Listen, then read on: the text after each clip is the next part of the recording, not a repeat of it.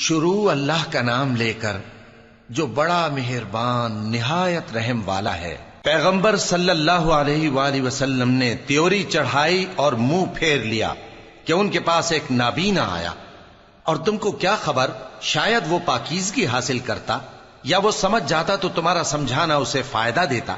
اب وہ جو پرواہ نہیں کرتا سو اس کی طرف تو تم توجہ کرتے ہو، حالانکہ اگر وہ نہ سنورے تو تم پر کچھ الزام نہیں۔ اور وہ جو تمہارے پاس دوڑتا ہوا آیا اور وہ اللہ سے ڈرتا بھی ہے تو اس سے تم بے رخی کرتے ہو۔ دیکھو یہ قرآن نصیحت ہے، پس جو چاہے اسے یاد رکھے، قابل ادب ورقوں میں لکھا ہوا، جو بلند مقام پر رکھے ہوئے اور پاک ہیں، ایسے لکھنے والوں کے ہاتھوں میں ہیں جو بلند مرتبہ اور نیکوکار ہیں۔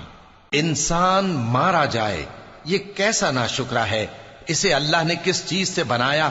نطفے سے بنایا، پھر اس کا اندازہ مقرر کیا، پھر اس کے لیے رستہ آسان کر دیا، پھر اس کو موت دی سو اسے قبر میں پہنچایا، پھر وہ جب چاہے گا اسے اٹھا کھڑا کرے گا۔ کچھ شک نہیں کہ اللہ نے اسے جو حکم دیا اس نے اس پر عمل نہ کیا۔ تو انسان کو چاہیے کہ اپنے کھانے کی طرف نظر کرے۔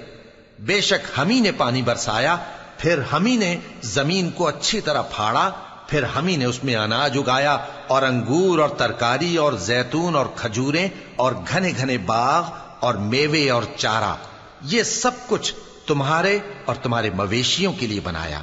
تو جب کانوں کو پھاڑنے والی آواز آئے گی اس دن آدمی اپنے بھائی سے دور بھاگے گا، اور اپنی ماں اور اپنے باپ سے اور اپنی بیوی اور اپنے بیٹوں سے بھی۔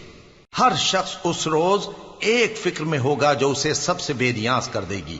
اور کتنے چہرے اس روز چمک رہے ہوں گے، خنداں و شاداں، یہ نیکوکار ہیں۔ اور اس روز کتنے چہرے ایسے ہوں گے جن پر گرد پڑ رہی ہوگی اور ان پر سیاہی چڑھ رہی ہوگی، یہی لوگ ہوں گے انکار کرنے والے بد کردار۔